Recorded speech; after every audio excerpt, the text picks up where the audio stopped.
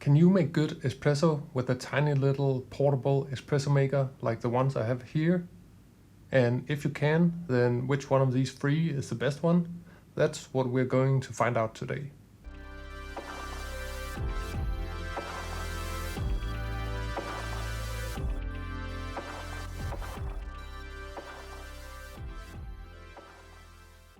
Hello and welcome to the channel. I'm Asa from the Coffee Chronicler. I'm a Q grader and coffee writer, and today I'll try to help you decide between these three portable espresso makers. On this channel we have been talking a lot about manual espresso makers before.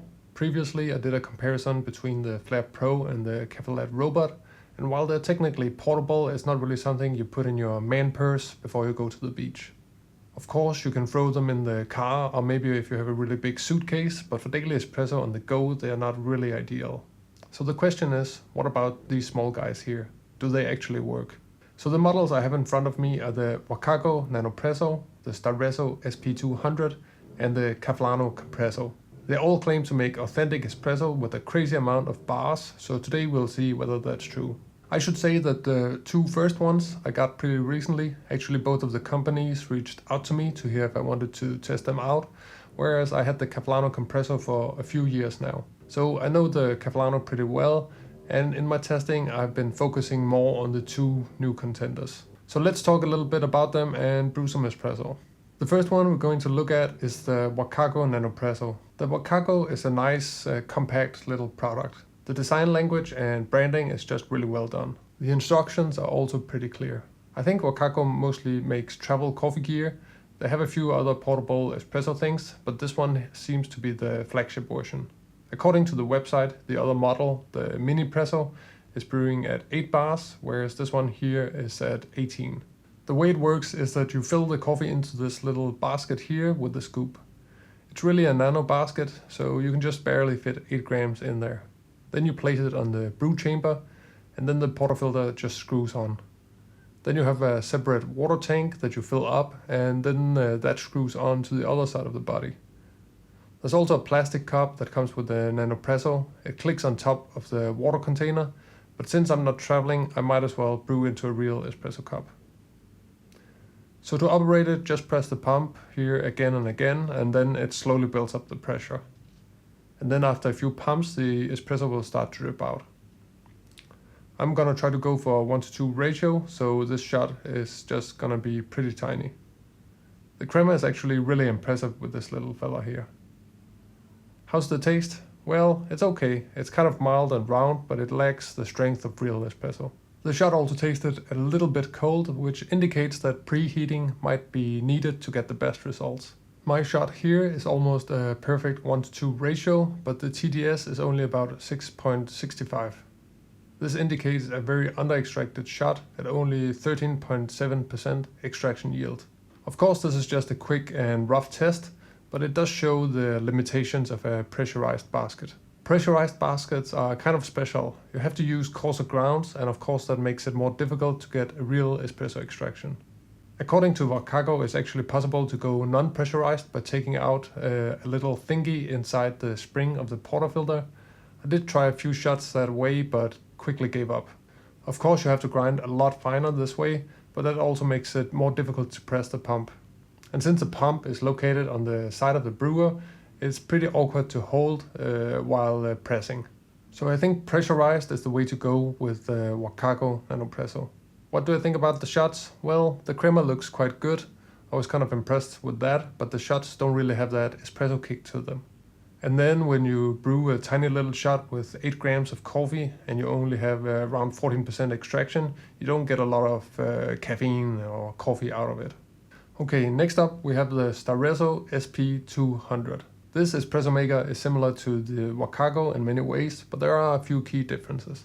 It also uses a pump that slowly builds up pressure in the brew chamber, and then when it hits X number of bars, it releases the espresso. The packaging and the instructions of the Espresso aren't quite up to the same standards as the Wakago. It does feel a bit more like it was made by a designer hired off Fiverr for a quick gig, but once you have tried the Espresso a few times, it's actually a nice little brewer. It has a few details I really like. For instance, you have the pump on top of the brewer, and that just feels a lot more natural than the sideways pumping of the Wakago. Also, you have this sturdy base here with a real glass to brew into. Again, this feels more secure and sturdy, and of course it's a lot nicer to drink coffee from a glass compared to a plastic cup. You also have access to the brew chamber, so that means that it's quite easy to preheat, which is probably something you should do if you want the best results possible. Besides that, the main principle is pretty similar to the Nanopresso. You have a tiny little basket that you fill up. Again, this one can fit about 8 grams, so it's still a pretty small shot. Then you put the basket into the plastic portafilter and screw it to the main body/brew chamber. Then add water, screw on the pump, and then you just start working on it. The downside with this way of brewing directly on top of the cup is that it would be pretty difficult to measure the coffee as you brew. Like, let's say you want to hit a certain ratio, but if you're brewing an espresso when you're out on picnic, you probably haven't brought your coffee scale in the first place, so I guess this isn't a big deal for most people. Again, the crema is quite nice, big and creamy. The taste is okay. Compared to the Nanopresso, it's a bit fuller, so it seems like it might have had less heat loss. I ended up pulling a rather long shot here, so of course the TDS is lower compared to the Nanopresso, but the extraction yield is actually significantly higher at 17.6%, and that has been pretty consistent with my tests. So overall, in many ways, the Nanopresso and the Espresso do the same kind of thing with a pretty similar result. However, there's one more thing I should mention. The Nanopresso can use Nespresso capsules if you buy a special add-on, but the Espresso can actually use the capsules right out of the box. It has this sharp spike under the brew head, and when you put a capsule in it, it will actually puncture it from both sides so the water can pass through. For the occasion, I've actually found myself a little Nespresso capsule, so let's pop it in and see how it works. This is actually pretty easy and the shot looks okay.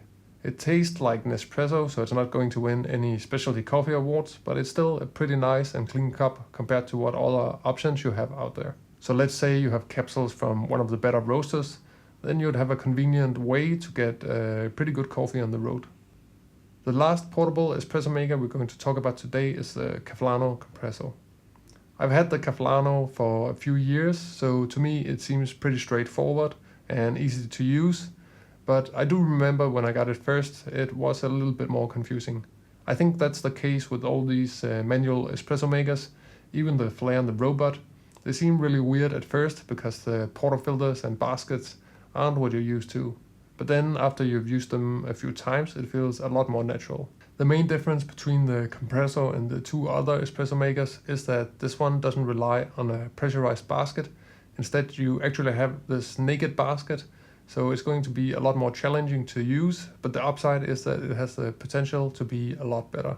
With the Espresso and Nanopresso, you have to use coffee with a coarser grind size, so that means that you can use pre-ground coffee, but with the Caflano you actually need an extremely fine grind size, similar to what you put in a normal espresso maker. I've seen a few reviews of the Compresso on YouTube, and the crema looks really thin, but that's most likely because the grind size hasn't been dialed in properly. If you don't have the right grind size, the water is just gonna go through the puck really quickly. But enough talking, let's pull a shot. So you fill the basket, you can use this red scoop, which also doubles as a tamper. The basket is a bit bigger than the other contenders, so you can actually brew 13 to 14 grams. Then you pop in the dispersion screen here on the water chamber and screw on the basket. Be careful that you don't screw it on too tightly because that rubber O-ring on the screen might get damaged. Then you add water to the chamber, just fill it up to the line and then put in the piston. Then you press down. It has two handles, so you press with the palms while pulling up with your fingers at the same time. And here we have the shot. This actually looks pretty good. I've made more impressive shots in the past with more crema, but this also has to do with how fresh the beans are. The TDS is also real espresso strength at a pretty strong 12% TDS. Now, this is a little bit embarrassing, but I have to admit I took a little sip of the espresso before weighing the cup, so I'm not entirely sure about the extraction yield of this particular cup here, but usually it's in the 18 to 20% range, which means that it can be considered legit espresso. Okay, it's time for the verdict. I think it shouldn't come as a surprise that I personally prefer the Caffellano Compresso. With the Caffellano you can make shots that are pretty close to what you'd get at a cafe, and the shots also have a more suitable size.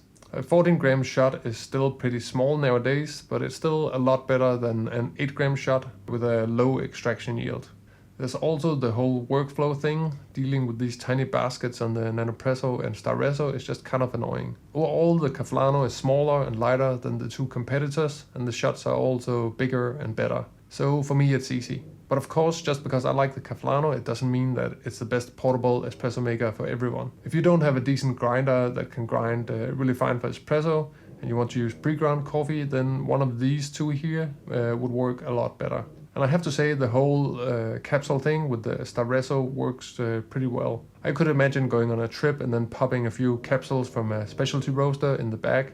It would just be super easy. So if the question comes down to Staresso versus Nanopresso, I'm probably leaning a bit more towards the Staresso. They're kind of competing in the same price range, but you don't need any extra equipment to use the capsules. But I'd also love to hear what you guys think. Have you used any of these espresso makers? Do you think it makes sense to make espresso on the road, or would you just prefer an AeroPress? I'd be curious to hear your thoughts down in the comment section below. That's it for today. I'll see you in another coffee video very soon.